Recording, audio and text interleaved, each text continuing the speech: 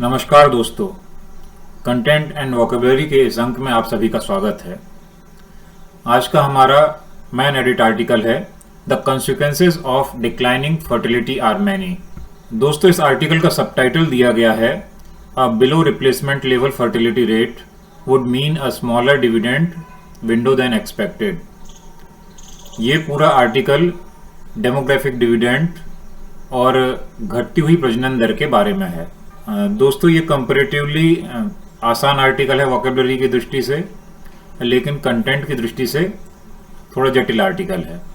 अगर हम इस आर्टिकल की बात करें तो इसे हम 4 बड़े सेगमेंट में डिवाइड कर सकते हैं। पहले भाग में घटती हुई प्रजनन दर डिक्लाइनिंग फर्टिलिटी रेट के बारे में चर्चा की गई है। दूसरे भाग में घटती हुई प्रजनन दर के सकारात्मक प्रभावों के बारे में चर्चा की गई है। तीसरे भाग में डिक्लाइनिंग फर्टिलिटी रेट जो है हमारा घटता प्रजनन दर, उसके नकारात्मक प्रभावों के बारे में चर्चा की गई है। और चौथा कि आखिर हम इस घटते हुए प्रजनन दर के साथ कोप अप कैसे करें, dealing with the fertility decline. दोस्तों, जो हमारा पहला शब्द है वो है कॉन्सिक्वेंसेज।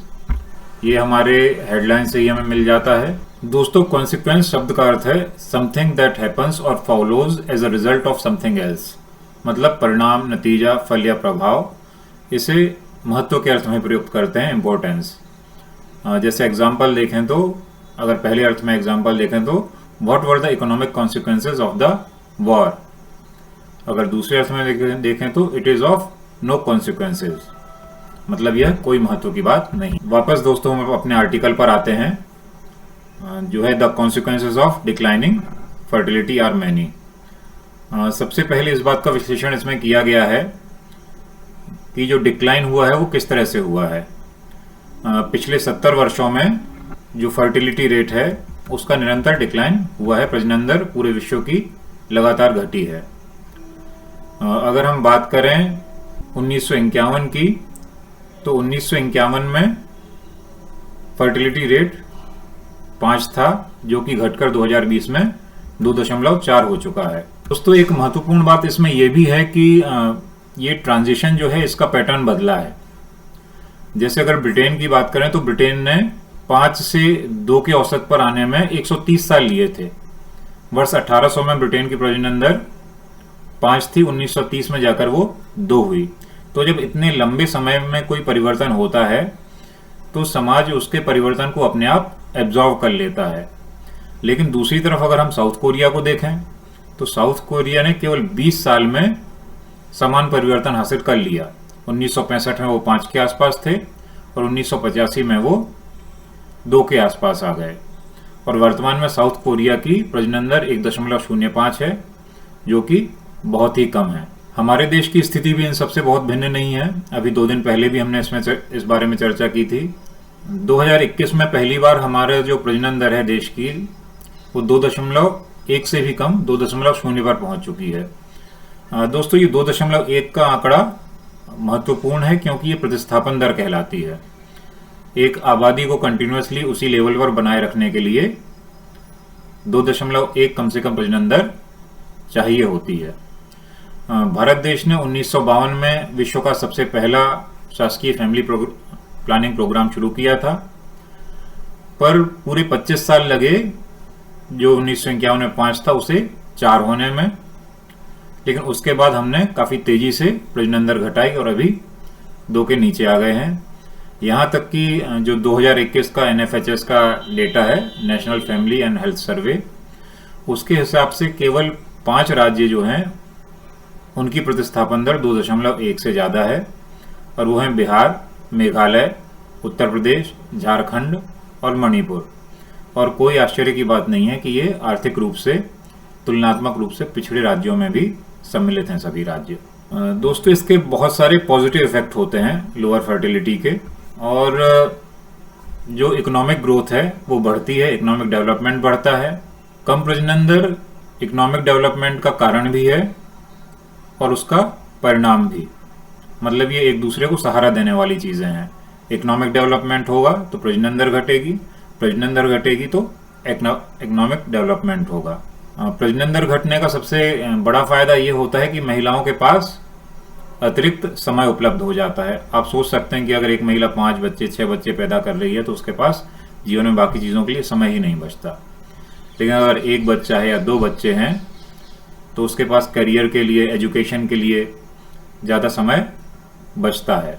बेहतर स्वास्थ्य सुविधाएं उपलब्ध हो पाती हैं, शिक्षा के बेहतर अवसर मिलते हैं और प्रजनन दर कम होने से आय में भी वृद्धि होती है। दोस्तों, इसमें एक बहुत ज़रूरी जो वाक्यांश है जो हम अक्सर सुनते हैं वो है डेमोग्राफिक डिविडेंड। इसकी एकदम एग्जैक्ट परिभाषा पता होना ज़रूरी है। The spiral of lower fertility leads to a window of time when the ratio of working age population is higher than that of dependent age groups. This high proportion of people in the workforce boost income and investment given the higher level of savings due to lower dependence। तो जो ये घटी हुई प्रजनन दर है उसके कारण हर देश के इतिहास में एक ऐसा समय आता है जब वर्किंग पॉपुलेशन जो है वो ज़्यादा हो जाती है, बहुत ज़्यादा हो जाती है, और उसकी तुलना में जो निर्भर लोग हैं, डिपेंडेंट एज ग्रुप है, 60 के ऊपर वाला एज ग्रुप, वो कम हो जाता है। ये डेमोग्राफिक डिविडेंड वाला फेज अभी हमारे देश का चल रहा है। दोस्तों, इसमें 2 जरूरी शब्द आ गए, डेमोग्राफिक और स्पाइरल। डेमोग्राफिक डिविडेंड में डेमोग्राफिक शब्द आया है और डेमोग्राफिक का मतलब होता है relating to human populations and the information collected about them such as their size, growth, ages and education. Hindi में सामान्य रूप से जनसंख्या विषयक कहते हैं। There are some example of this word. Most of our listeners are in the age group of 25 to 39 और इसी को दूसरे तरीके से हम बोलते हैं most of our listeners are in the 25 to 39 demographic। या हम ऐसे कह सकते हैं अगले वाक्यांश में the newspaper will be making some changes in order to adapt to the region's shifting demographics।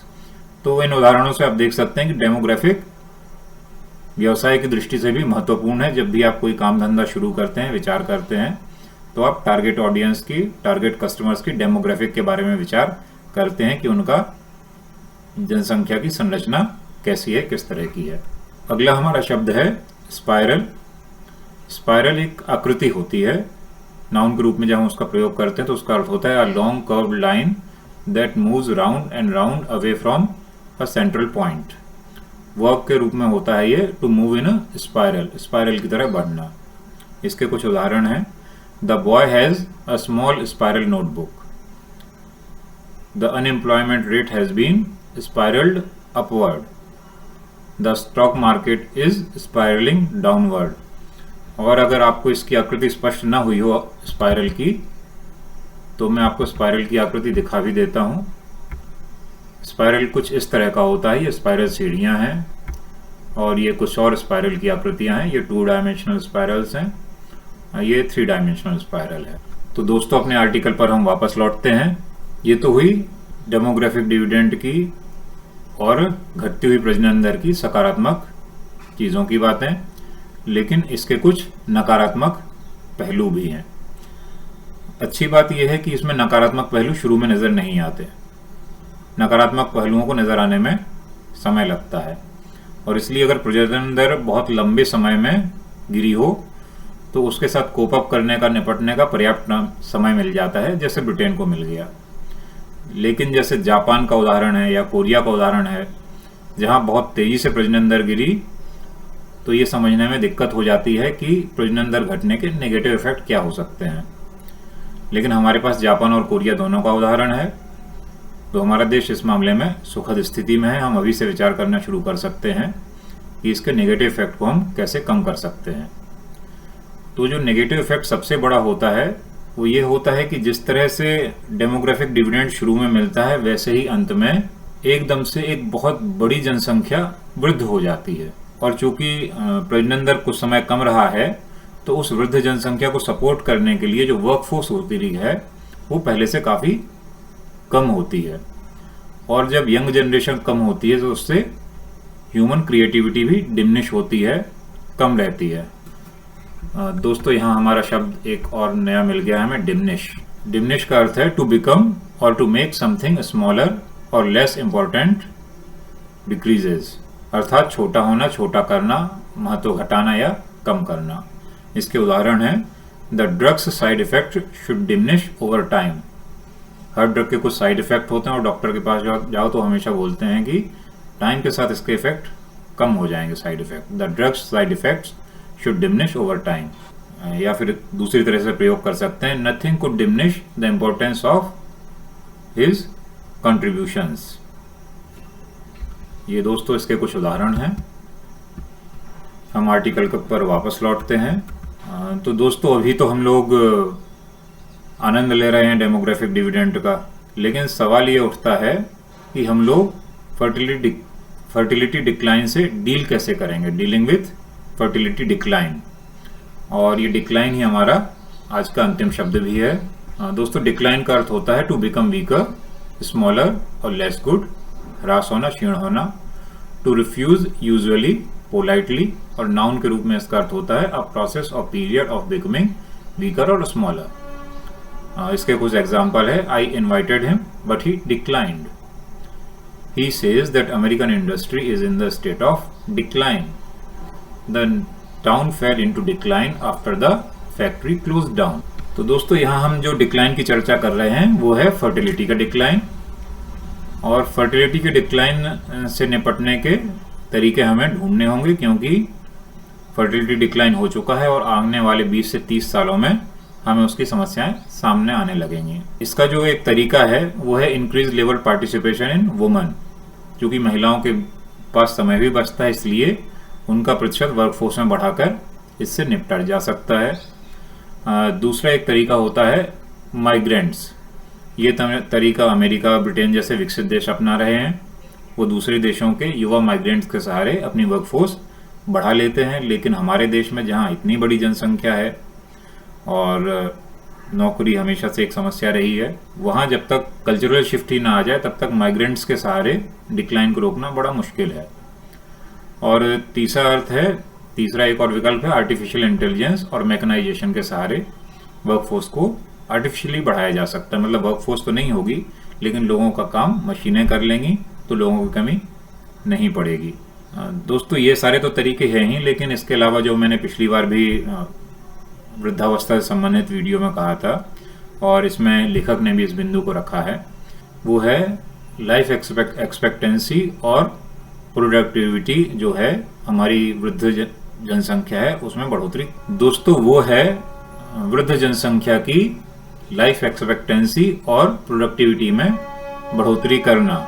मतलब हम लोगों को जो डेमोग्राफिक डिविडेंड का लाभ लेने वाली जनसंख्या है, हमको अपनी प्रोडक्टिविटी लंबे समय तक बनाए रखनी होगी।